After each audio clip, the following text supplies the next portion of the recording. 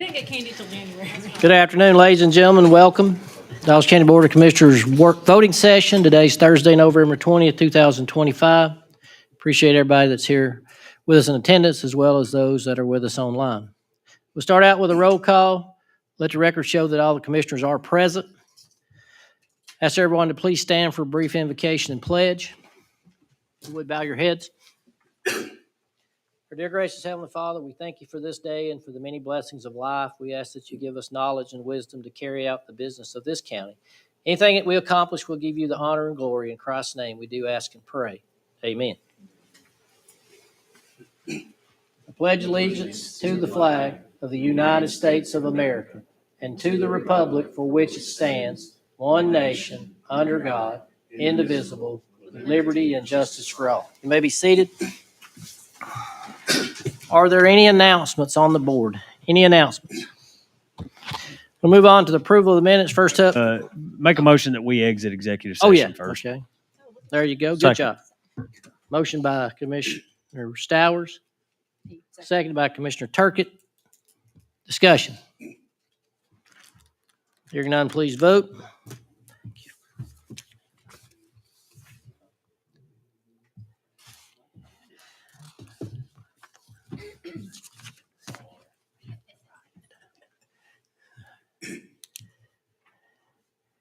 And that's approved 4-0. All right. Now we'll move on to approval of the minutes. First up, we have the minutes of work session held on November 6, 2025. Any additions or deletions? Motions. Motion to Approve the approve. Go ahead. Motion By to approve is Commissioner presented. Stower, Second. second by Commissioner Bruce. Discussion. Hearing none, please vote.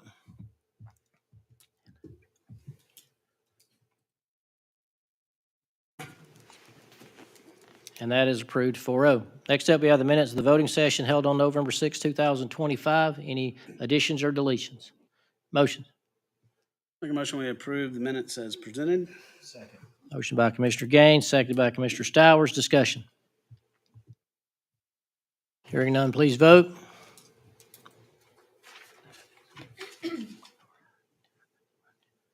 And that is approved 4-0. We'll move on to the approval of the agenda. I do have one change to the agenda. It'll be under new business, edition number 5, request to terminate contractual services provided to the Board of Tax Assessors by third-party vendors.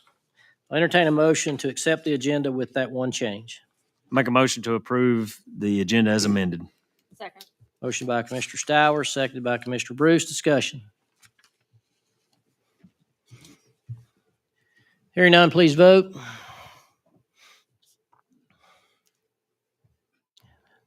Kristen, did I come through?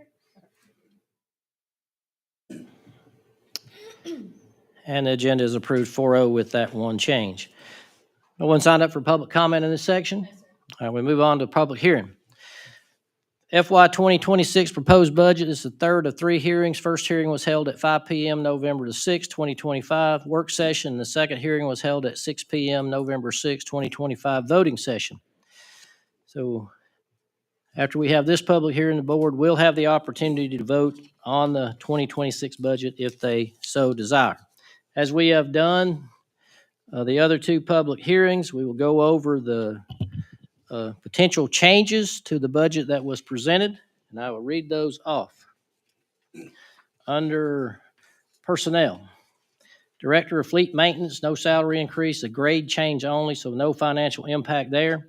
Facilities Director, grade change, this is a $3,000 increase, but already in the budget, so no financial change for 2026.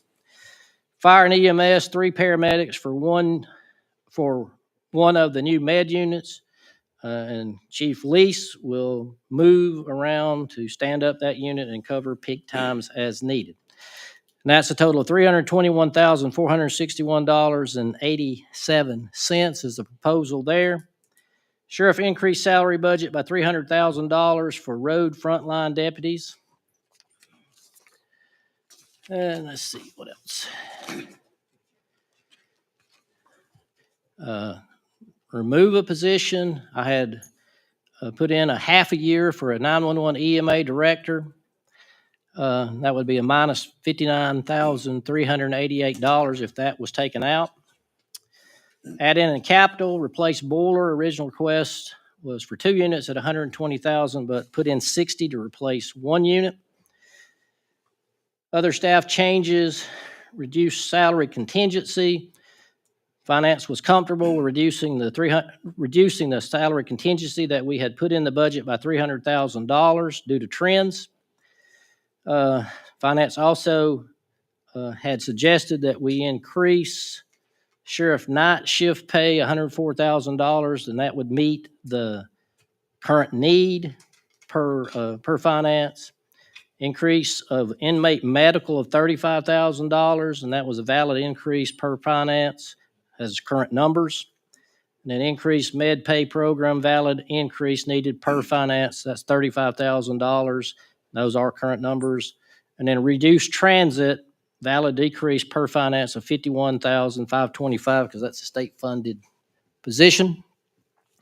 And that total new added to the budget, if all approved, would be $444,548, bringing the new use of fund balance to $9,929,309. Before I open it up to the public, any comments from the board? I got a few things. So first, I want to just commend you, Chairman, for doing this process. It's not an easy process. It's something that you've done for several years, and it takes a lot of time and energy and effort and meeting with different department heads. But this year's been a tough year, and I first want to commend you for that. What I've tried to do is all the board members have had some different perspectives on different items. And so I've tried to compile things into a consistent, consolidated list that kind of wanted to go over and make sure that it was public for public to be able to speak on this as well. A couple additional changes that are being presented to the budget that you had presented. I'll go through personnel first and then capital. So under personnel, additional changes, positions, adding in the director of fleet maintenance. There's no salary increase. It's a grade change only. So it's a $0 impact on our budget.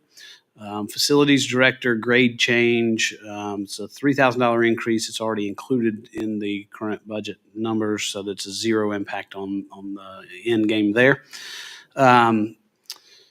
There was a request for 6 firefighter paramedics, and speaking with Troy, it can be done, and we can ease into the idea that we have a long-term ramp up and eventually needing to open up 2 additional fire stations in the next 4 to 5 years. It's the idea that we go ahead and commit to 3 of those now. It's my understanding that we have last year we put in place a training program for firefighter paramedics. It's worked out well. We have 2 of them that are getting ready to graduate, I think, here in the next 6 months or so. This would allow them a position to roll into. They've worked hard to reach those milestones and accomplish those goals, which we have encouraged them. We've paid for them to do that. And so I think this not only gets us 3 today or within the next 12 months, it sets us up for how we're going to plan for the future to staff additional fire stations as we continue to move forward to open those up. So 3 paramedics and fire EMS paramedics. That financial impact would be an additional $461.87. For the full year, you have to budget for the full year. We may not hire partially, so it may not be a full consumption of that, but we need to budget for that. Moving down, next challenge that we talked to Sheriff Johnson about. Several of us met one-on-one with him. Some of the challenges that he's facing, they have staffing-wise, they're pretty well staffed. I think the challenge that we continue to see, not only here in our community, but other communities, is we're competing with our neighbors to the south. And for him to attract and retain quality level employees, he had asked for $4 an hour raise this year, another $4 an hour for next year. That totals close to $3 million. That simply is not within the budget to allow that. This year, we are committing to, as was in the chairman's budget, we're committing to longevity and as well as merit raises, merit increases that go based upon what you've earned and your performance. The sheriff's department alone, those line items is about $1.4 million increase over where they're at last year. So there's a huge commitment already being made to the sheriff's department in increasing salaries across the board, but also with the challenges that he specifically acknowledged, which was frontline deputies and jail personnel, where he was having the biggest challenges with. We feel like that we can support allowing him some extra funding to stand up to a slightly higher pay scale for those frontline employees that are put their lives on the line every day for us. The jail's really a training ground for those that come into the jail and then roll out into deputy positions. So that total amount, if we were to do a $2 an hour increase for deputies as well as for jail personnel, is right under 300,000, it's 290 something thousand. So we want to set that line item, and the financial impact would be an additional 300,000 for that. The goal is, and the reality is we simply, for elected officials, we set what the budget is, and then they do with that dollar amount as they see fit. But I think it's our intention to put this forward with that desire that it's used to go towards addressing those concerns that he's brought up, not only to us individually, but publicly, and hopefully that can help them perform at a higher level and attract and retain those employees. That subtotal for those additional changes in positions was $621,461.87. As we move forward, we're looking at potentially hitting pause on adding on the 911 EMA director for now. That savings, I think that was intended to coming on later in the year, but if we remove that position from the presented budget, that removes $59,388. We'll reevaluate what we look like as we get closer or further into 26 and how we're going to structure that. I think there is some game plan that the chairman or that the county manager can work through with 911 and with fire and EMS to facilitate making sure that our transition into the new building works seamlessly, as well as there's a plan in place for handling EMA. As we move, as we move down, we go into capital. Chairman did have the lift that was already in there. I think we all agreed that was a necessity. Additional thing that had kind of had some back and forth on how to approach it was there was a boiler situation in the jail, and 2 boilers were requested at $120,000. These have not failed yet. I think that the challenge is that there's a 4-month lead time on securing the materials for replacing these when one of them does potentially fail. And so the idea is to fund one of those at $60,000 and have in reserve. So should one of them fail, then you've got that one immediately. And then should another one fail, then we would address that when that time comes. The chairman has already, I think, gone through the other staff changes. I've got that all in my numbers, so I'm going to just reiterate what he said. Finance was comfortable with reducing the salary contingency down $300,000 based on I think it was $1.1 million originally in the budget. So there's a savings of $300,000.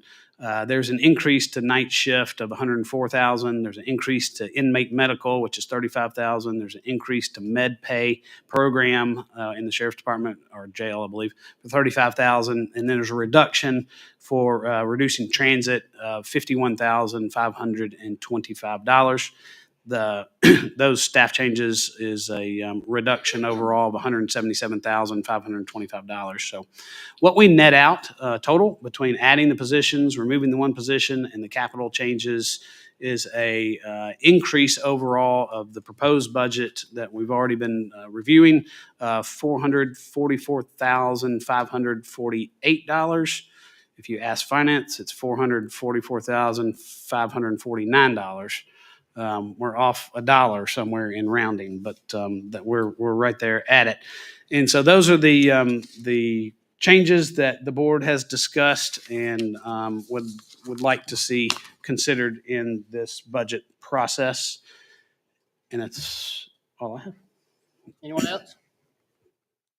All right, so I'll play devil's advocate on the other side to explain why those items were not put in the budget originally. And I'll start with the biggest ones. Let's talk about the 3 paramedics. For original request, as Commissioner Gaines said, was for 6. But I'm a statistical guy. I look at numbers. And when you look at the numbers of the calls that we've had through November 10th of this year, which is what I just recently pulled from 911, we had 4,786 calls that med units have actually been run out to. Now, that's not all med calls. This is every kind of call that they could get, whether they're helping on a brush fire or they're doing a lift assist or something along that line. So when you run the numbers on that, you wind up with, we have 4 med units today currently. You wind up with 3.81 calls per 24-hour shift per truck. So when I look at statistics, I can't justify spending another $321,000, which is not really going to be the exact number because there's other things that's going to be added to that. Because when you put up a med unit, it's not just people. The question I have for Chief Lease also is this: who's going to drive? What's your plan? Where are you going to pull that person from to drive that med unit for these 3 paramedics? Yes. Could you please repeat the question? Where are you going to pull you're going to have 3, if they prove this and you get 3 paramedics, that's 1 per shift. Correct. Where are you going to pull the driver from? So currently, Station 1 and Station 2 have 3 personnel, 3 on the ladder truck, 3 on the engine. I'm going to take the 3rd firefighter on the engine at Station 1 across the 3 shifts to staff the additional ambulance. Okay. All right. But we have currently just completely closed down Engine 6, correct? Yes. Well, yes and no. We have 2 people at Station 6. Most of the time, we have somebody that can drive the engine. So we cross staff. But those 2 people are on the med unit, correct? Correct. And we cross staff it. Okay. All right. So statistically, though, when I look at statistics, to ask the taxpayer to fund another $350,000 is asking a lot when the statistics don't match up to that. All right, but that's fine. Can I speak on that? The board can do whatever they desire. Yeah, go ahead. Okay, so my biggest thing with that is I understand statistics. I really don't, but I understand what you're saying. My point is I can read and I see those statistics as well. My concern is that we're always playing catch up. So maybe that this year the numbers don't say, hey, we need these, but our citizens have already paid for 4 ambulances that are coming in March or April, correct?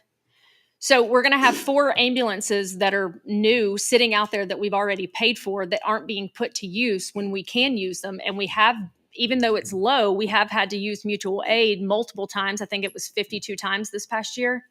Roughly. I think that's what it was. 52 till now. Yeah. Okay. So 52 till now. So again, talking about wasting taxpayer dollars or the potential of, we have 4 ambulances they've already paid for. They're going to be here and outfitted in March, April. Well, they'll just be sitting there. I think they're going to replace 2 of them, but then we'll have 6 technical or 8 technically that we can use and put on the road, but we're only running 4 when we could be running 5, potentially not using mutual aid, and we're maybe getting ahead of the curve for once instead of playing catch up always. That's just my non-statistic common sense. Well, I mean, and that's fine to try to be ahead, but we're also talking about spending taxpayer money here. And you need to be able to justify the money that you're spending. And so that's the reason I didn't add that, because statistics doesn't justify that at this time. We'll move on. Thank you. move on down to the sheriff's salary increase. I do realize that the sheriff has difficulty maintaining staff. It's a year-end, every year problem. We hear that every single year. We also have a issue of maintaining staff in public works. Because if you I don't know if you get the weekly job openings, which I do. There are always at least 2 or 3 public works positions that are always open there, and they only have like 16 or 17 employees. So percentage-wise, they have a greater need than the sheriff's office would in reference to that. If you go back and you look at the last 5 years of budgeting that's been done by this board, the sheriff's office salary budget has gone up 38% in those last 5 years, with an additional 6 employees that have been added to his thing. This $300,000 that's being proposed tonight is an additional 3.2%, which would change that number to 41.2% over the last 5 years. So a few years back, we instituted merit and longevity, which was our way of hopefully maintaining staff and giving them something that they knew they were going to get on an annual basis. And what I worry about is the ability to continue to meet that. Because if you look at that and you do that tonight, you're looking at what has basically been an 8% pay increase for 5 years in a row, if you balance it out. But that's just that. Now, the last thing that I'll speak about is the EOC 911 director that I had proposed for a half a year once we get the new building. I think it's very important that we have someone, and it doesn't have to be today, but in the near future, we have someone who is on top of all the things that are going on, especially in 911 and the changes that are going to be there, that has the knowledge of all the equipment, the knowledge of all the software that has to go along with that. And you're going to hear very soon $1 million upgrade that you hadn't planned for in reference to software. So those are the kind of things that keep me up at night when I start thinking about the different dollar amounts that, some of this is. I am not against having more fire people and stuff like that, but I think it's my job when I do the budget is to try to make it as conservative as possible, but still be able to provide the service that we need. That's all I got to say. Okay, I just have one more comment. One, I do think you do a really good job at creating the budget, and it's a lot. I mean, it's been a lot of just back and forth and trying to come up with the best game plan and be conservative as possible with the money that we have, and being able to provide for the citizens as well as the employees to be able to do their job top notch. So with that being said, so a couple of things that you said that I want to talk about. I agree with Public Works. I think Public Works is another one of those departments that we're going to have to come up with some form of training tier like we did with Fire and EMS, or increase the pay like we are with the Sheriff's Department for pay parity. It's a real thing. I mean, obviously it's a response to a wage gap with other local law enforcements as far as the sheriff is concerned. And this ensures an agency can compete for talent and prevent mass departures from our department, our sheriff's department, to another department. We are much smaller than Forsyth County, so it is a struggle to compete with them. But again, I do feel like we're always playing catch up, and I feel like we have been kind of behind for a while. And so I think this is one bold move to try and get us up where we are.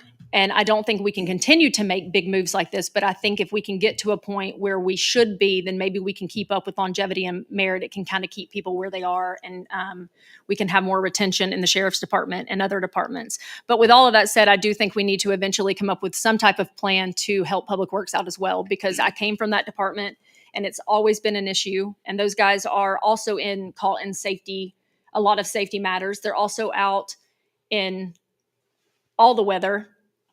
They are on call and come in. Yeah, they are public safety, correct. And they are technically first responders now. That was issued a couple of years ago. So I do think that's something that we need to move towards in the near future. As far as the EMA director, I also agree that we will need, I think in the next couple of years, we'll absolutely need an EMA director. I do trust for the next year, at least, that Troy and Lucas and Joey can manage and get them transitioned and do it well. I think Kristen Bean does a really good job at managing that department. As far as the E911 side. And I think that as that transitions, that those three guys are perfectly capable of getting us through that transition, and then us looking at an EMA director maybe next budget. Anyone else? All right, so with that, I'll open up the public hearing. Anyone here to speak on the FY 2026 proposed budget? Come on up, Tim. Give us your name and your address. We know who you are, but somebody might not, and you'll have 3 minutes. 3 minutes.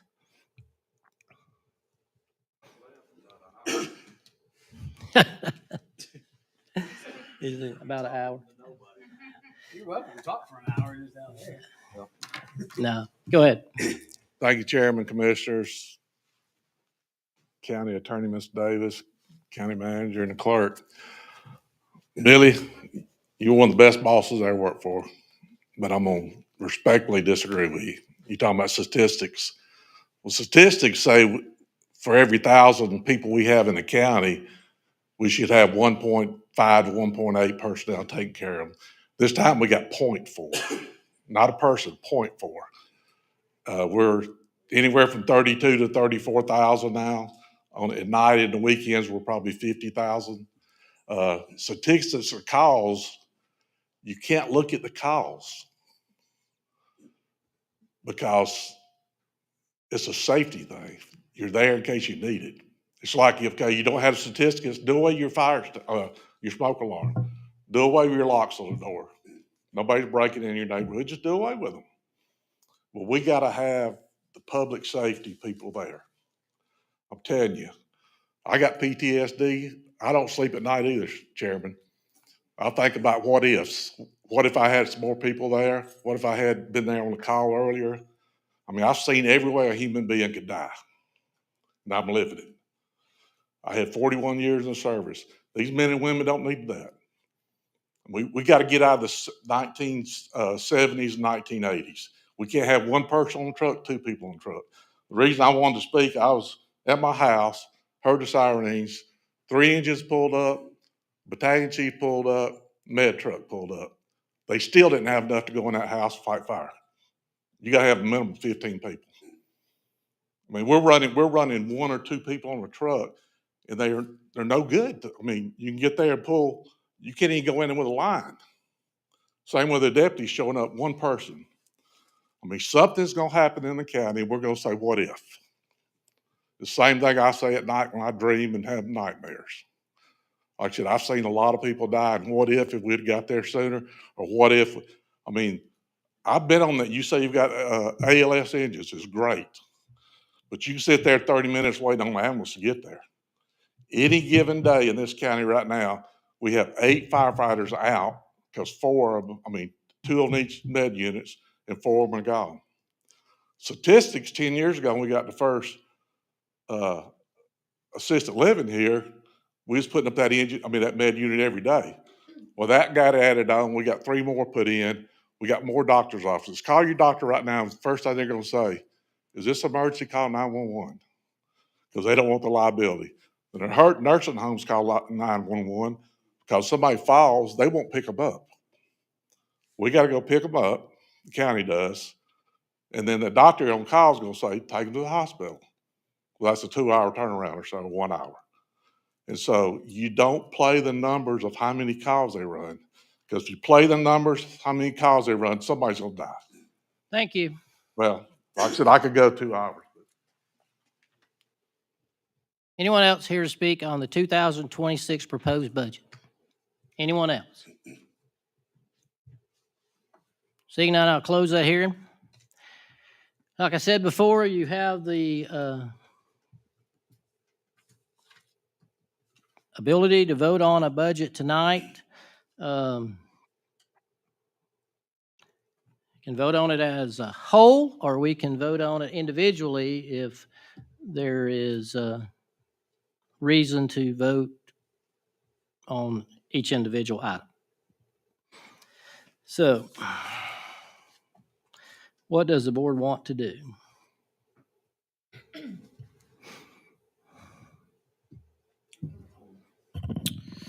I would put forth, there's been a lot of due diligence done, a lot of digging, a lot of time spent with finance, a lot of time spent with some other department heads, and I know you spent a lot of time in your due diligence as well, Chairman. I would put forth a motion to approve the budget that you presented with the amendments that I spoke about earlier. Those amendments. Wait, let me stop you before you make a motion on that, because we'll have to vote. When we vote, we're going to have to vote on the entire budget, which includes Yep. multiple other things. So Yep, I got it all. we would need a total dollar amount I got it. that we would need for that. Yep, I got it. Okay. So, yep, I make a motion that we approve the proposed budget that the chairman had with the amendments that are to the following categories.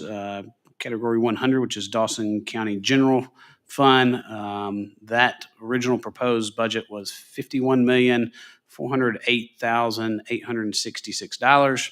With the amendments that I spoke about earlier, that is adding in $444,549 to bring that new line item to $51,853,415.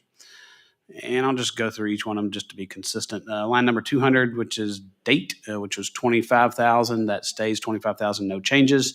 Jail 201, $43,000. That stays $43,000, no changes. LVAP, crime victims, which is 202, $21,340, no changes, $21,340. 205, Law Library, $22,000, no changes, $22,000. 207, Family Connection, $152,687, no changes, $152,687. 208, Probation Services, $136,450, no changes, $136,450. 211, Inmate Welfare Fund, $207,500, no changes. I'm sorry, $107,500, no changes, $107,500. 212, DA Forfeiture, $1,900, no changes, $1,900. 213, Confiscated Assets, Dawson County Sheriff's Office, $7,000, no changes, $7,000. 215, Emergency 911, $1.406370 with an amendment of $25,000, making that $1,431,370. Line item 250, multiple grants, 2.720718, no changes, 2.720718. 275, hotel motel tax, 900,000, no changes, 900,000. 325 Splosh 7 is 14.3, no changes, 14.3. T-Splosh 335, 12,200,000, no changes, 12,200,000. 350 Capital Projects, $106,500 with a change amendment in that of $60,000, making that now $166,500. I'm almost done, I promise. 540 Solid Waste Enterprise, $765, no changes, $765. Fleet Fuel and Maintenance Fund, 615, which is going to be $565,619, no changes, $565,619. Inmate Medical, which is line item 771, or account number 771, not account number, but it's category number 771. 80,000, no changes, 80,000. And finally, impact fees, which is account number line 785, $2,020,000, no changes, $2,020,000. So the original proposed budget was $86,989,950. Total amendments that we've discussed this evening and is $529,549 for a total new budget that I make a motion we approve at $87,519,499. Motion by Commissioner Gaines, Second. second by Commissioner Turkett. Discussion. Did I cover all the bases, Natalie? Thank you. Hearing none, please vote.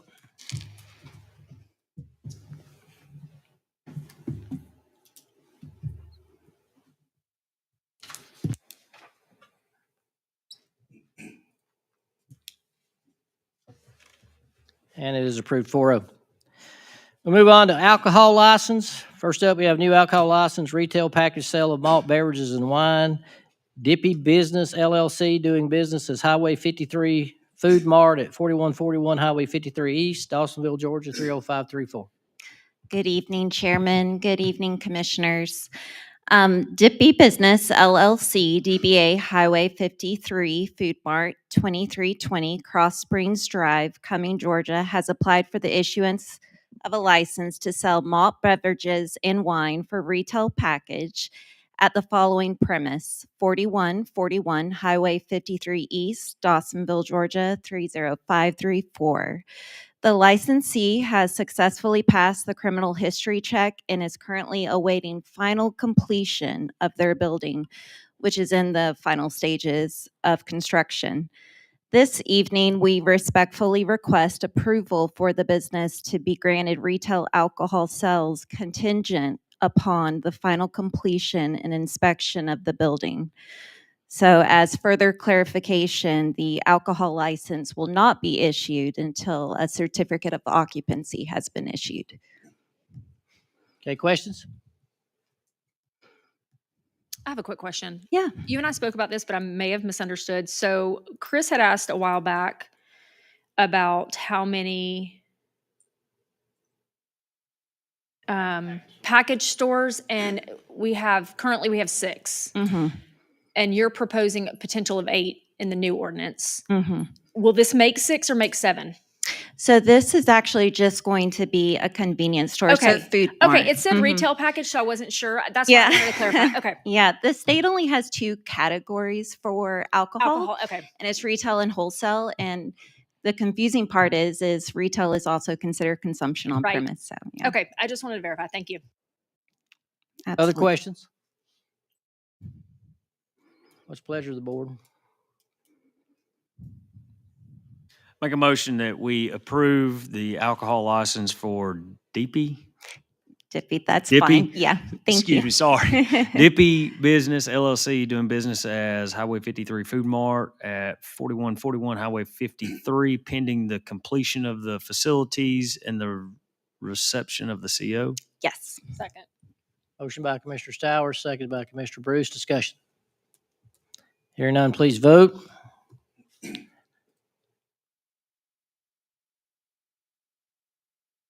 And that is approved 4-0. Our second alcohol license is new alcohol license consumption on premises of beer, wine, and distilled spirits. Volcano Dawsonville LLC doing business as Volcano Steak and Sushi at 290 Marketplace Boulevard, Dawsonville. Yes. So some of you might have heard of Volcano. So Volcano Dawsonville LLC, DBA Volcano Steak and Sushi, 111 Hale View Circle, Canton, Georgia, 30114, has applied for the issuance of a license to sell beer, wine, and distilled spirits for consumption on premise at 290 Marketplace Boulevard, Dawsonville, Georgia, 30534. The licensee has successfully passed the criminal history check. The business has begun food service operations through a soft launch and is looking forward to contributing to Dawson County's growing dining and business landscape. The licensee, Miss Jenny Lynn, is also here tonight if anyone has any questions for her, or I'd be happy to answer any as well. Questions from the board?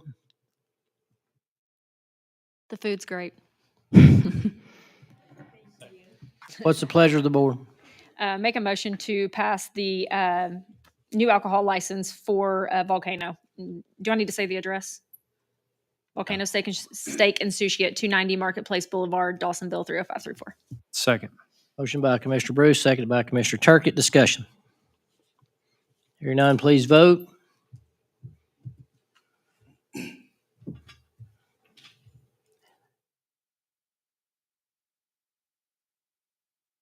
And that alcohol license is approved 4-0. Thank you. Thank you.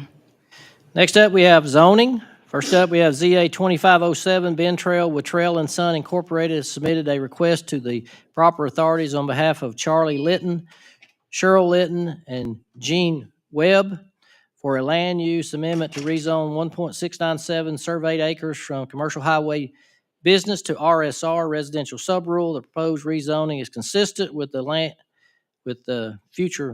near future land use character area map. The subject property is located at 150 Elliott Road, Dawsonville, Georgia, 30534, parcel number L13090. Richard. Thank you, Mr. Chairman. So continuation of legal non-conforming use, unusual property, currently zoned commercial, but it's had a house on it for many years.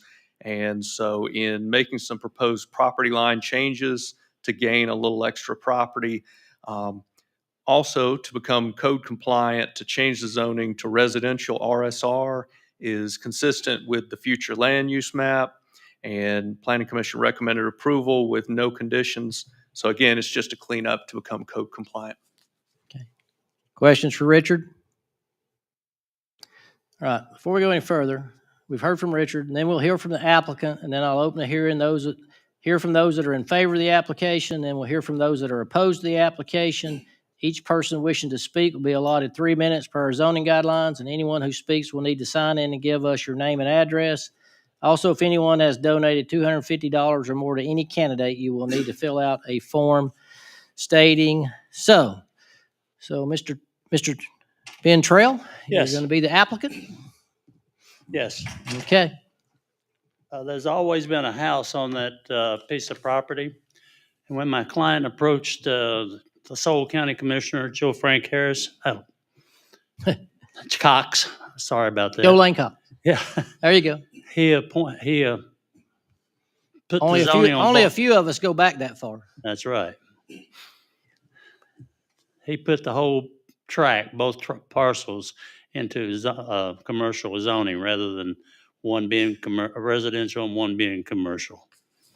And we're just trying to clean it up. The house has sold, and we're just trying to clean it up for the new purchaser.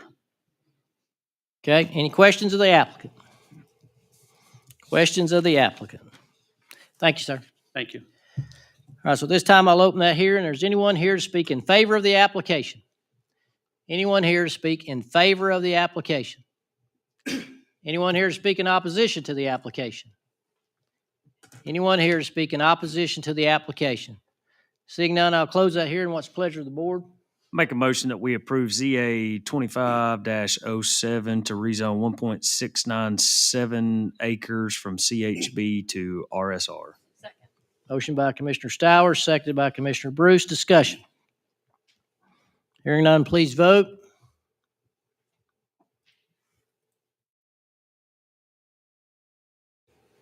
And that is approved 4-0. Next up, we have ZA 2508. Sean Courtney has submitted a request to the appropriate authorities on behalf of Dawson Forest Owner LLC. Matthew Oppenheimer to amend zoning conditions 2, 5, 6, and 9 has adopted in cases ZA 2401, reference ZA 1408. The subject property is identified as parcel number 114-031 and is located east of Dawson 400 behind the public shopping center. The property is zoned CPCD, Commercial Plan Comprehensive Development with conditions. Richard. Thank you, Mr. Chairman. This property was once upon a time part of the larger vacant lot that went all the way to 400 and was rezoned to planned commercial development for the public shopping center. And then at the time, it was noted as just multifamily behind the public shopping center. And so over time, the shopping center got built, the apartments got built, and approximately 8 acres was left over. It's very topo challenged, and it has been reduced in multiple zoning requests from approximately 80 down to approximately 40 or 45, now approximately 37 or 38 units. Instead of multifamily apartments, it would be townhomes. And in all this, we're not talking about changing the zoning. It's been PCD, planned commercial and residential development, for many years. What we're just talking about is the zoning conditions. Last year, there was a case on this to change some of the conditions. And this year, there are a few proposed conditions. I can go through them if you'd like me to, but Yes, the please. main, most important is about the entrance, how to get to this Topo Challenge property. And now that the apartments have been there a number of years, they're not interested in, because it's totally different group, totally different owners, they're not interested in all the traffic going through the apartments. And it also makes sense just for a circulation standpoint and access to have the 2 points. So now instead of just through the apartments, the proposal would change where these approximately 37 or 38 townhomes could be accessed by the back of the public shopping center directly from the commercial area or through the apartments. You've got the concept plan in your packet. So what we're talking about is deleting item number 2. That zoning condition currently says, before the construction of the Phase 3 townhomes, the developer shall connect an access road to and through the multifamily portion of the development. Item number 6 currently states residents cannot access the rear delivery of commercial development, and item 6 would be deleted so that that access point could be installed. Item number 9 currently states main entrance to the townhomes must come from the apartments, with the fire emergency entrance coming from the public shopping center. That language would be proposed to be changed to state the main entrance to the townhome shall be in the location proposed on Exhibit A, attached here too. And again, that's in your packet.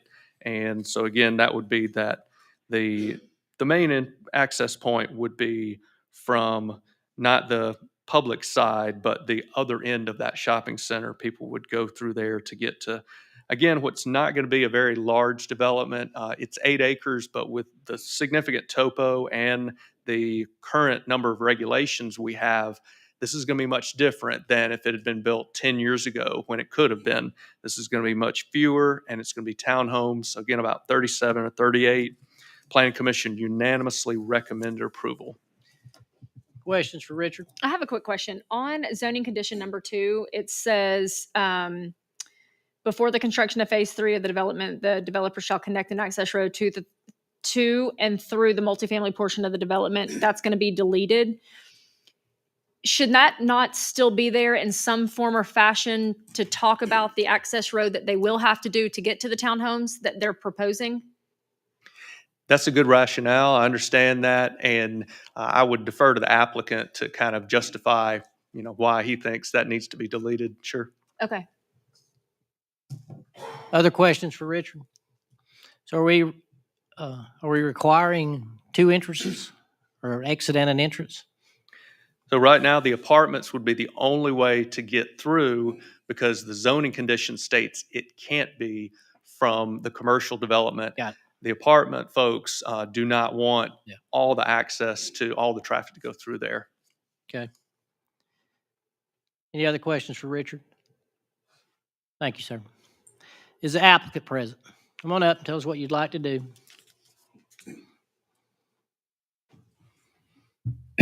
Matthew Oppenheimer with Halpern Enterprises. I think Richard did a good job of summarizing everything, but essentially since we were here last year, the apartment owner behind us has said that essentially they would be willing to allow the connection through their property so long as we had a connection through our shopping center.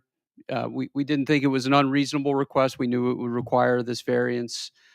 We've gone through the process of designing that connection point. It would be over there by Brooklyn Joe's. We have submitted that plan to staff, have gotten comments, modified the plan. There are traffic calming measures that have been put in place. We feel ultimately it's actually probably a win for everybody. I think the end result is going to be both the apartment residents and these townhome residents having much more logical pedestrian access to our shopping center. We would love to see more people shopping in our shopping center. And so we think it's a win-win, but appreciate y'all's input and happy to answer any questions. Questions of the applicant? I just have the same question. So the zoning condition number 2 is saying that that needs to be deleted, and maybe I'm reading this wrong, but I'm understanding that the connect, like they shall connect and access road to and through. I know that that road that you're wanting to put it on, it doesn't connect, it like drops off. Correct. Ultimately, we'll have to do a pretty significant amount of site work to have a curb cut. If you're driving and you go right by Brooklyn Joe's, if you were to stay straight, there will be a connection point into that neighborhood there that would, a road probably wouldn't be a straight line, but Yeah. would take you ultimately up to the other entrance at the apartment complex. Sure. So I guess my thought is like, it's saying that that needs to happen before the construction of the townhomes. And y'all are saying you want to have that deleted. I feel like that should have to be developed before you develop the townhomes. Am I reading this wrong? You have to do the culvert and everything before you. Correct. I mean, I think, in other words, and I may not be interpreting. I may not be reading it right. That's why I'm trying to get to I'm understanding this as, hey, we aren't going to develop it. So it says the developer shall connect an access road to and through the multifamily portion of the development before the construction of the townhomes. But this is saying the recommendation is for that zoning condition to be deleted. But if we delete that, then we're not requiring you to build an access road or the completion of an access road before the townhomes are built. And I'm thinking that we need to have that done before. I don't want this deleted, if I'm reading it correctly. Robert, am I reading it correctly? No, I'm asking Robert. To and through.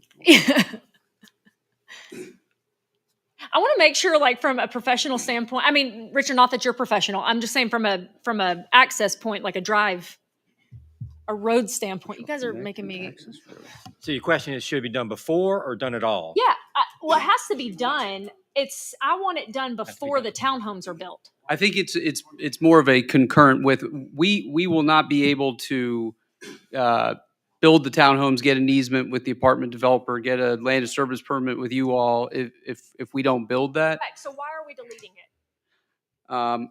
I'm not a land use attorney, so I don't know the legal reasons why things are put in here the way they are. But the spirit of it is we would be building it in conjunction with a townhome development going there. Okay, I guess with my thought is I'm good with passing this, but I think the condition should stay.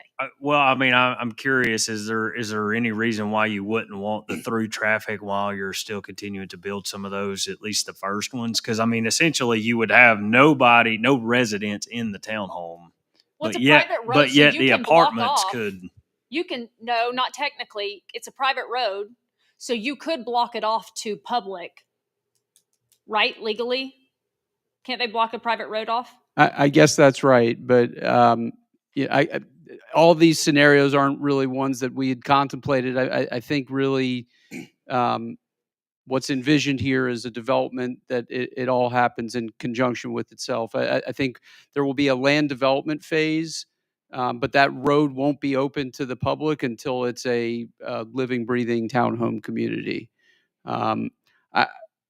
I'm not sure the implications or ramifications of deleting that entirely, reading it here on the fly. But what I can tell you is what we intend to do there is make that connection point to be able to get the easement from the apartment developer so that we can develop this land. Sure, Richard, be is there anything else that ties them to having that connection point?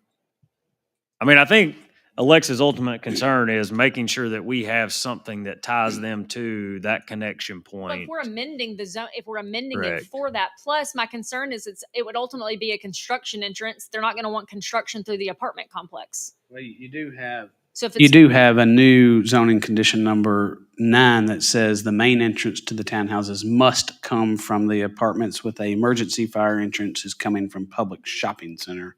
So you would have to have, per that, you would have to have that second entrance. yeah, I guess I'm just not. I guess. I mean, I see what you're saying. Corner deleting that, it doesn't seem like it needs to be deleted. It can say we can change it to concurrent instead of before, but I think it needs to stay, just to protect the whole situation. It doesn't make sense not to have it in there. Or you could say before issuance of building permits for Phase 3 townhomes. Yeah, before the construction, before the CO. They're gonna have to do it to balance the site and everything, I'm sure anyways, so. While the construction is going on, they're going to have to. They're not going to do that after. And as I'm reading this, My concern is using the apartment entrance as a construction You're right. entrance. no, the apartment developer and the easement language that we get from them, both for access, construction, slope, et cetera, is going to be, I'm sure, very prescriptive about what we can and can't use that entrance for during construction. but- Sure. I guess, okay, so here's my ultimate question. If there's no reason to pull, like, why are you wanting it deleted? Well, I'm not sure, again, reading it on the fly here, if it's not deleted, but then amended, existing, and then, as you said, proposed over here. I'm not 100% sure, if I'm going to be honest with you, but I think, that, as I've said, the spirit of the deal is both entrances need to be in place in order for this development to happen. Right, and I'm agreeing with you, which yeah. means this shouldn't be deleted. If I'm I not may, disagreeing with you. and I haven't reviewed this at all, but are those recommended conditions from the county staff? They are. Okay, well then, there's no reason you have to abandon that. And I don't think there's an articulated reason to do that. So if that's recommended by our staff, then you're certainly within your Well, that's authority why I to asked the maintain it. initial Doesn't like question that to it's- Richard. Yeah, but the staff is saying to delete that. I know. Oh, and the I don't- staff I is- wanna- I'm asking why. No, so these are the existing zoning conditions, and then the applicant has proposed certain things, including the applicant proposes to delete zoning Right, and condition two. planning commission was good with the deletion. If the applicant's asking for it to be deleted, but you're telling me that the entrance has to be there the whole time anyway, I'm wanting to know why it needs to be deleted.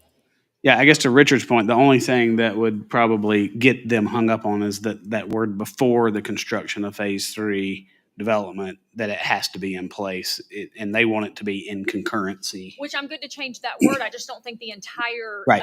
condition needs to be deleted. So your motion needs to be that you're okay to approve it, removing the deletion of Yeah, number I just 2. didn't want to make a into- motion before I understood. I was trying to understand Yeah, no, why. I mean, I agree. That cleans it up, and that should satisfy everybody. Other, I'm not against your proposal. I just was trying to understand. It was seeming kind of like it didn't make sense. That just didn't make sense to me. And I want to make sure I understand Yeah, it as that's well. fair. I It's appreciate a you. fair question.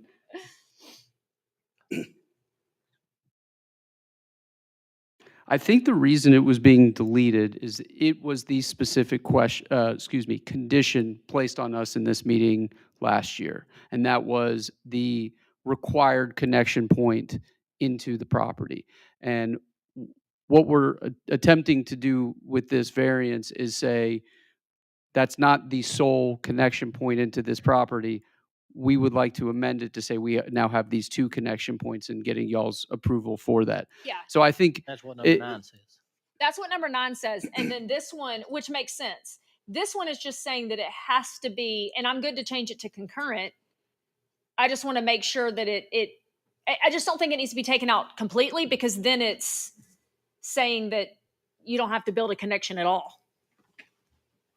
Yeah, again, I think the goal was to remove the language just specific to there only being one entrance in, and modifying it to be the 2. I understand what you're saying, and we certainly have every intent of building both and want to have language that reflects doing so. And our apartment neighbor won't allow any of this to happen without that, in addition to whatever conditions y'all place on us. But I think the concurrent, modifying that to concurrent is Would be okay with, I mean, that would is not an satisfy the issue. needs. Okay. But I think number 9 is I think what we're going back in with the main entrance to the townhome shall be at the location Exhibit A. Yep. And all that's good. If you're good with me changing the condition number 2, it sits better with me if it sits well with you. I just want to make sure that there isn't any ambiguity, and the language that ultimately needs to be applied here, and that again, because that condition and that language was from last year was at a time where we were told there can only be that one entrance. I don't want it to be interpreted when we're going for a permit that that's our one and only entrance. That's my ultimate concern. I don't know if the, I feel like that says that though. So what it's essentially saying now is before the building permits can be issued for townhomes, the connection point to the multifamily part has to be in place.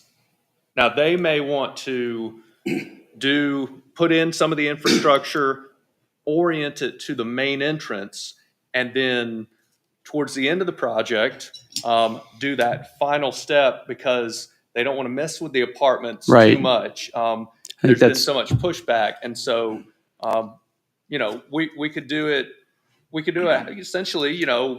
If y'all are not comfortable with deleting number 2, it can be modified. But I think they just want to orient themselves, have as much construction traffic and other traffic during construction right. coming from the back of Brooklyn Joe's area, not through the apartments. I think that's exactly it. I think we wouldn't want to put ourselves in a position where we can't start work until we've built that drive if the apartment developer says to us, we're not comfortable with that drive while you're under construction.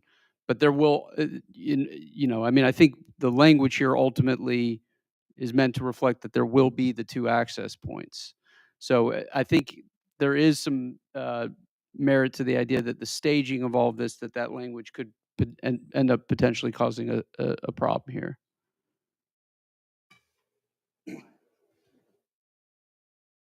Other questions of the applicant?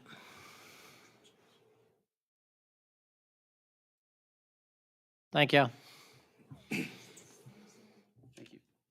All right, so this time I'll open up the hearing. Is anyone here to speak in favor of the application?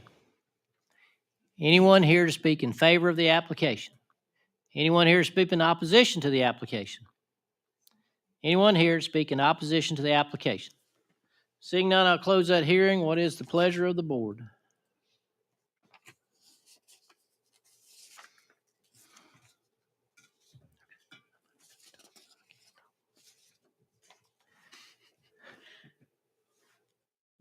We're waiting on you. I'm good. I'm good to move it forward. As is? You want to change it to concurrent? I have one more question. Okay. The zoning condition number 2 is speaking solely about the entrance at the apartments. Correct. Because that, The hang up is, that's where I was confused. That's why I was asking the question. yes. I was thinking it was talking about the entrance that you're proposing. So I wanted to make sure that the word said concurrent, meaning the new entrance. Does that make sense? So just so we're clear, the construction entrance is going, the entrance that they're proposing as the main entrance and Brooklyn Joe's. Brooklyn Joe's. Got Right. that. Yeah. So I think from what I'm understanding, and I could be wrong, but the apartments may be a little hesitant to say, we're going to allow a thoroughfare through here from the beginning. Correct, which I just understood when you said that. That's why I was Yeah. asking the question. So they don't want to have construction trucks coming in. I You see don't- it every day. I I mean, don't want Elliott them to have Road. construction. That's my point. Yeah. I thought that zoning condition number 2 was about the new entrance. Got it. Yeah. That's where the breakdown was. No, that makes, yeah.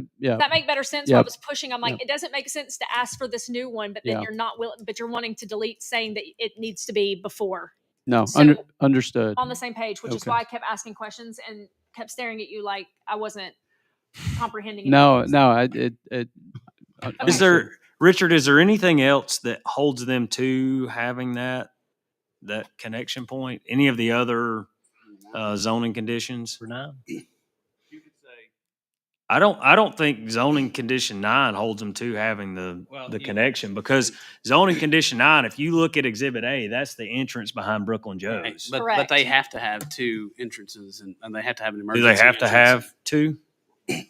for about 38 units, they would not, or zoning condition number 2 could simply state before the final certificate of occupancy, But it would Well, have we've to, run into that issue where they don't do, if it's approved for Correct. 38 and they do 37. Correct. So would you have any opposition to us stating the 51st percent or the 50th percent CO, that road has to be completed? I don't think so. That would and- allow and- you to get through half of it. yes. And I don't know if it'd be simpler, and I'm not an attorney, but for it to simply reflect that y'all are requiring that there be both entrances there. And I don't By a know if certain date? I mean, I mean, just, yeah, I guess that's where the 51% makes sense. You know, you need to have some sort of timeline, but ultimately, that's the standard we are seeking to achieve here is having both entrances. I don't see any major issue with that, and I think we should be able to accomplish that without much issue. so are you fine with it being the 51st or 50th percentile or? Yes, yes, and I am, and we will work to exceed that by as quickly as we can. I'm good with it. All right, somebody make a motion. Do we need to read all of the amendments as presented or just He the read one? them, but So I'll make a motion that we approve ZA 25-08 for Dawson Forest LLC with the zoning condition changes as presented by Richard, with the one change for zoning condition 2, instead of it being deleted, to state that before the 50th percentile CO is received, that the connection point into the apartments must be achieved. And the second entrance, correct? Well, Is the second. that is the second entrance. The first entrance, both entrances. Doesn't it have to say both? that is Well, the what- first entrance they'll have to get in period. to The do the main. construction. Okay, I just didn't know if we had to list it. It's listed. under- It's listed in number 9. Okay. Well, you were making the change to 2. That's why I wanted to make sure. I'm gonna leave. I'll second I'm going to that. second it. Okay. Motion by Commissioner Stowers, seconded by Commissioner Gaines. Discussion. Hearing none, please vote.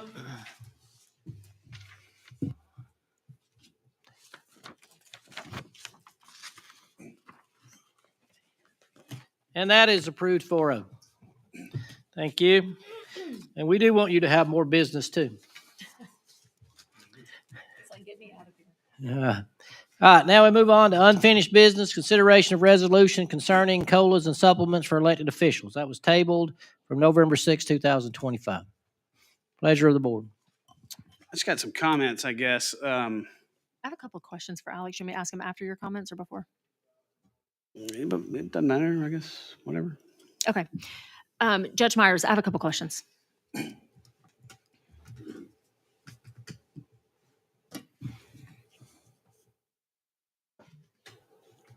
Ma'am. Okay. So with the, I'm just confused and I'm having a hard time. So you had originally said that you could certify them at 20 hours instead of the 55 hours. And so then I think we discussed maybe 28 hours, you certifying them at 28 hours. But now you're saying that you can justify and certify and you feel good with them at 55 hours. Yes, I feel like I can justify 55 hours Okay. based upon the reading of the case law that myself and the other judges that would be impacted by this particular situation. They are on call pursuant to a calendar that I set for 55 hours. Okay, and of that, time. just to verify, 5 o'clock on Friday through midnight on Sunday. Correct. Okay, and then at midnight, who comes on call? Okay, do you and the other full-time judge? We switch weeks. Okay, So we do 26 weeks each Okay. of a full week. okay. Correct. My other question is if, so, like what changed from the 20 hours to the 28 and now back to the 55? Because the case law was always there. What made you go from that hour to now being back to 55 and being able to justify it? I think that my original reading of it at the time that I was originally reading it supported a 20 to 28 hour mark. That's what Ms. Davis and I had communicated many, many times. After having my part-time judges actually do their own legal research and present me with a memo Like why they don't agree? why they don't agree and why they feel like they should be able to. They did a little bit different legal research and some different arguments in there, and I felt their arguments were persuasive enough for me to sign my name to it. Okay. Go ahead. I have one question. Yes. How many times a year do they get a call? Just say after 11 o'clock, midnight, whatever that is. What does that look like for them? I can't really give you the exact number. I would say that the last time I looked and was able to kind of get as close to a number that you're looking for, it was around June, July-ish of this year. And at that particular point in time, they had received around, we as the court, so weekend and weekday, had received about 100 calls that were past the 10 o'clock hour. And that's between you and the other full-time judge and your two part-time. So we don't know specifically what they're getting on those weekends. I would say, based upon what I remember of it, I don't remember the number off the top of my head, it was about 40% for the full-time judges and 60% of that was for the weekend judges. Okay. Is there any way moving forward to track phone calls or track like what's happening in those midnight hours, like while they're actually asleep? I mean, you should be able to track that by just looking Calls, right? at calls and each one of the But is there a way for warrants. your department to start tracking that? The warrants have to be time-stamped, correct? Correct. The warrants are time-stamped. The problem that we have had in the past is the old system that we were on did not have the ability to properly record and report for times. I'm hopeful that in this new system we can pull some different stuff. Still been trying to work on it and try to work out some of the bugs on that particular aspect of it. I think that, to be clear, my understanding from what the part-time judges, their position is that it does not matter how many calls they're receiving because they are scheduled to be on call during that time. No, I understand the position. That's their position. Yeah, I was more wanting to know like why your position changed and trying to understand that. I also have another question. When you were a part-time judge under Judge Thurman. Oh yeah, but were you a part-time judge under Judge Tarnacki as well? I was a full-time judge under Judge Tarnacki. Okay, so when you were a part-time judge under Judge Thurman, you worked the every other weekend. Correct. And at the time, y'all worked 2 days through the week as well. Correct. Okay, when did that change and why? It changed in February of 2023. To be completely honest with you, I hope that Judge General does not get mad at me for saying this. Judge General was going through a very hard time at the beginning of 2023. She lost her son to suicide. Mm-hmm. And so she was quite honestly just shutting off from everything in her life at that particular point. And so she no longer wanted to even be with our office to begin with. And at that particular time, Judge Tarnacki was chief. He was already interviewing and anticipating to leave to go to Forsyth County as the assistant county manager. And he asked her if she would please stay on if we took out the in-office time. Oh, through the week? Through the week. Okay. And then when he took that position with Forsyth County, we just maintained that. Okay, and then my next question is, were more hours being certified when they were working those 2 additional days in office than they are right now? So the problem is that it changed.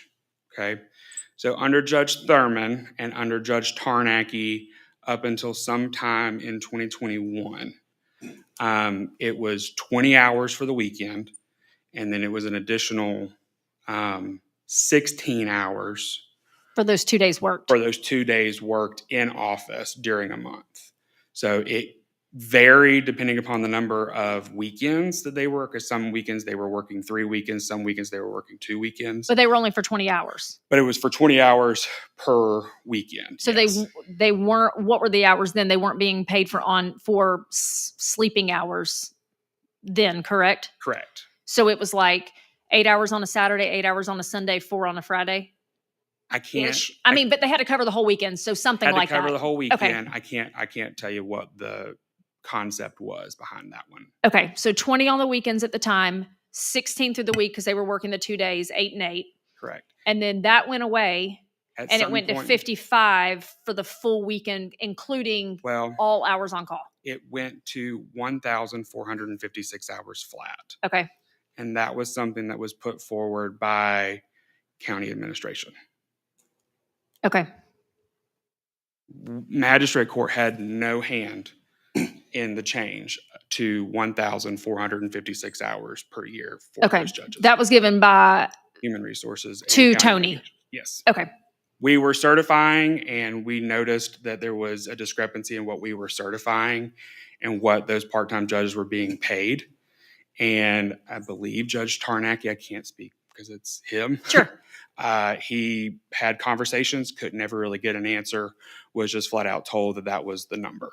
And at one point in time in one of my conversations with county administration, I questioned it as well and was told that 1,456 hours was just the normal part-time hour mark for human resources, and that's what they were being paid off of. So it wasn't necessarily that they were like, hey, these are just part-time hours. It's not like, hey, these are sleep hours or this is when you're actually, whatever. They were There was no they were differentiating. being classified as a part-time employee at 1,456 hours. So they were just given the mark of a part-time employee. Correct. Okay. Now, just to be abundantly clear, the 55-hour mark of justifying for the 26 weekends, that works out to 1,430 hours a year. The only difference, and I actually can justify to the 1456 if I have to, they do have to have 12 hours of continuing education every single year to maintain their status as a judge.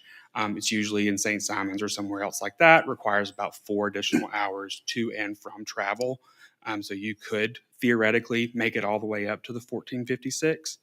But in terms of on-call hours that they are actually serving, doing warrants possibly in this county, it's 1,430 hours a year. Okay. Thank you. There was an article that came out that really pointed that the county pursued reducing your budget. But I think the communication was originally you had stated to our staff that I guess that you agreed with the Jenkins case at that time, and you also felt like the part-timers were getting overpaid. I think was a statement that you had said. Now we're reversing that back to paying them the whole time. Can I clarify one point with that? To actually probably help you out a little bit. Sure.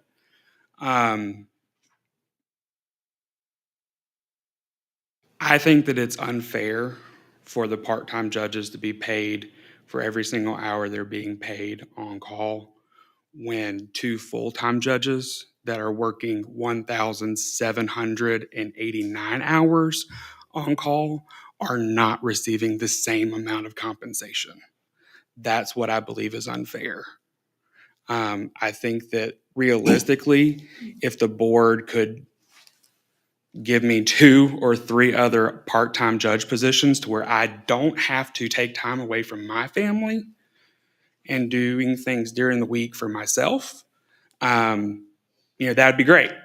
and everything would be equal. But Yeah, when there's you a look at difference, though. everything Yeah. on the hourly market, it just it works out Yeah, really you don't bad. compare. I mean, you're not apples to apples. I mean, you're in an elected position. You ran for the office. You know what the office entailed.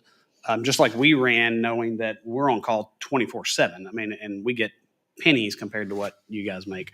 So I don't see those as being the same. I mean, I go back to the fact that you think that they're overpaid for what they do compared to what you're making. I get that. I mean, you're within $20,000-$30,000, I think, of what a Very- part-timer that's working a couple of weekends, and that's Very, probably very where much you're so. coming from that perspective. Correct. But you did say they're overpaid, and so what I want to make sure it's communicated to the public is we didn't start coming after saying we just want to reduce it. We relied on your feedback that your part-timers were overpaid. You agreed with the Jenkins case that they shouldn't be paid for sleeping hours. And now we're kind of changing some of this methodology or just changing a different perspective. We'll also say that my original budget submittals were to confirm that everybody was going to maintain their current status, not to reduce anybody on my staff. Reduce anybody? Yeah. Yeah, but you also said that My budget submittals were not to reduce a single judge's salaries, period. My budget submittals that I submitted were not to reduce a salary. It was to confirm that those salaries were going to maintain at the current level they were. But I think as you've changed now, you changed that apparently at some point where you said they're overpaid and you wanted to agree with Jenkins where they didn't get paid at night. Because you said you can certify 20 hours. That came from you. That didn't come from us. Well, right? The other thing that is abundantly clear out of my conversations with this board, and part of my frustration with why I brought up the part-time judges being cut as well, is because the board has abundantly made it clear they want to cut my salary as well. Wait a second. We don't want to cut your salary. I'm just saying that, like, we're cutting salaries, and I want fairness. No, So that's why if the part-time judges get cut, I get cut. And I, to be honest with you, have said to Ms. Davis numerous times, I'm done fighting about my particular salary. Well, But I will lose judges. I if they are agree, cut. and obviously we're here, and we've tabled it twice because we're concerned as well, and we want to make sure that things are done right. I don't know that fair is the best word. We want to make sure done right. You decided to run for the position. It is an elected position. You do know what it entails. You did know that it came with working hours, with on-call hours, and there was one salary. We came back and said, hey, your salary's getting reduced because you were getting someone else's longevity. So it's not that we didn't try to you had that longevity when you came in midterm. We let you have it. We gave it to you. In fact, we gave it to you in a year extra. And we were okay with that. But then when it was brought back to our attention, we're like, wait a second, he's still getting someone else's longevity because he took on that role. Now he's elected in his own position. He should no longer be getting that. So we removed it. That's what decreased your salary. Had nothing to do with the want or desire for us to decrease the salary. In fact, we have longevity and merit increases because we want to do the complete opposite. We're That our elected increasing the officials sheriff. don't get. Okay, that's fair. We don't get them either. No, I'm just saying. Yeah, and that's fair. I make $20,000 being a commissioner, and I'm I on call understand. 24/7. Again, I chose it because it's where I wanted to be, and I want to do better for the community. I think at some point, hold on, let me finish. So I think at some point we have to own that. I So own that again, very much. we don't want to decrease your salary. That is never a desire for us. Speaking of fairness, we were doing it and decreasing it. It decreasing is just what it was, the end outcome of us doing it accurately, fairly, by how the book says, by what you should be getting paid. Now, what the judges are getting, the part-time judges, whether it's fair or not, you're the one sitting here telling us that now you're willing to certify it. We're just trying to figure out, are they getting paid too much? Are you willing to sign your name to certify it? Are you good with it? You're the magistrate judge and we're trying to be respectful of that. But are they getting paid too much or are they not getting paid enough? Will you certify it or will you not? But we're confused. We're not the ones that brought it up. Now, yeah, your budget submittals asked for them all to stay the same, but your concern was still there, both in email and in person, saying that you thought they got paid too much. And your concern is that you're not getting paid enough in comparison to them. Those weren't our words. Those were yours. Valid concerns. We're here to try and make things right, but you are an elected official. So as the magistrate judge, if you're telling us that you're willing to certify and justify 55 hours, we want to back you on that. But it's very confusing when just recently you told us 20, and then we're the ones who took it up to 28 to try and make it a little more fair. And now you were good with that, but now you're back up to 55. So as you can see, making it fair is very convoluted when we don't actually know what you want, what you need, what you feel is right. And that's why we're here trying to ask to get to a fair position for your entire department.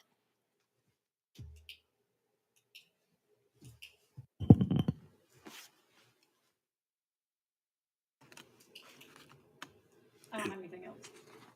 Does anybody want to move forward on it tonight, or do we need to have more time, or I think we need to table that. is that a motion? Second. Motion and a second to table. Motion by Commissioner Turkett, seconded by Commissioner Stowers. Discussion. Hearing none, please vote. How long you want to table it for? Next meeting? Yes. Okay. December Might I 5th? suggest to sit down with all the judges? 4th, December 4th. Thank you. Thank you. All right, so we'll move on to new business. Let me find my paper.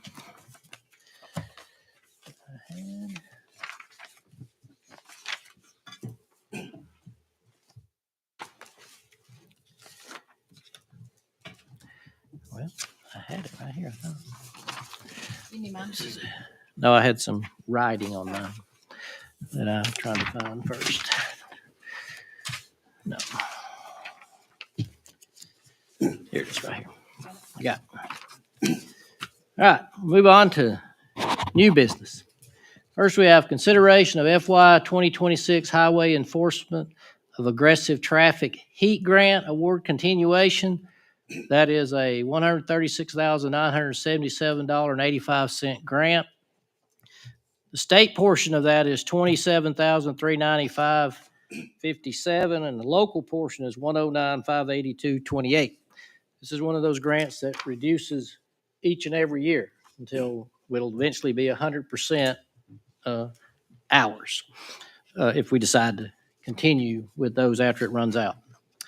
So what's the pleasure of the board on the continuation, consideration of FY 2026 Highway Enforcement Aggressive Traffic Grant, heat grant? Make a motion that we accept the heat award for the 25-26 fiscal year with a local match of $109,582.28. Second. Motion by Commissioner Stowers, seconded by Commissioner Bruce. Discussion. Hearing none, please vote.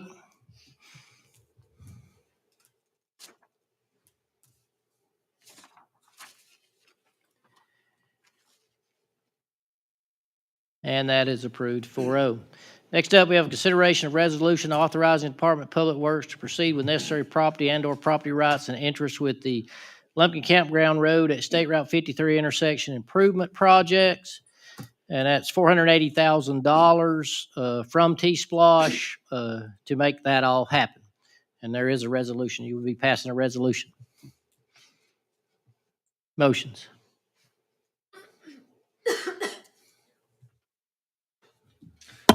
I make a motion that we pass a resolution authorizing the Department of Public Works to proceed with the necessary property and/or property rights and interest in the Lumpkin Campground Road, State Route 53 intersection improvement project. For the budget of $480,000 Second. Yes. from T-Splosh. Motion by Commissioner Gaines, seconded by Commissioner Turkett. Discussion. Hearing none, please vote. comment that it's good to see some activity at that intersection. Hopefully we can get some Absolutely. relief sooner rather than later. Did Submit. it go through? Okay. Sorry, I thought I hit it. That's approved 4-0. Next up, we have consideration of RFP 483-25, Construction Services Law Enforcement Center roof replacement. And this is, the request was Roof Technology Partners, $227,237.19 with a $50,000 county-controlled contingency from Splosh 7. Motions. Make a motion that we accept the proposals received and award a contract to Roof Technology Partners in the amount of $227,237.19 with a $50,000 county-controlled contingency utilizing SPLOST 7. Second. Motion by Commissioner Stowers, seconded by Commissioner Turkett. Discussion. Hearing none, please vote.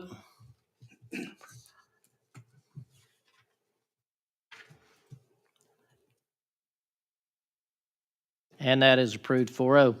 Next up, we have consideration of request for approval to extend one contract and exempt 3 services. Staff recommends that the BOC approve the 1-year extension for the swimming pool chemical general maintenance contract for American Pool Aquatic Solutions and exempt from the bid policy for the inmate food services contract for Kelwell Food Management, legal services contract for Gerard and Davis, and auditing services contract for Bates Carter and Company until such time that the relative department wishes to rebid. Motions.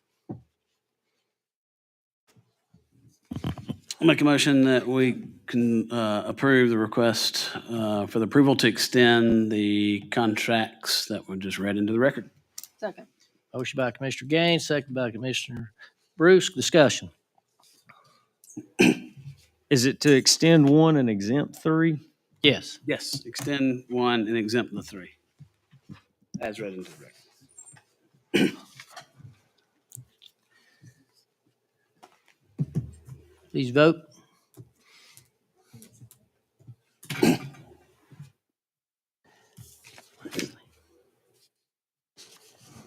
And that is approved 4-0.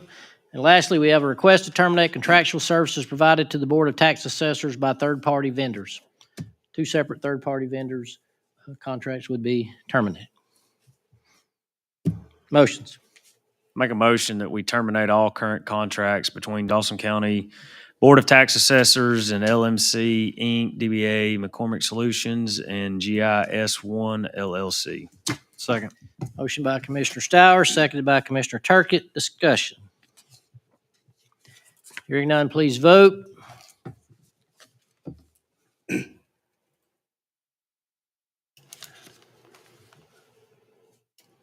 And that is approved 4-0. No one signed up for public comment in this section. And with that, we are adjourned. Thank you for your attendance.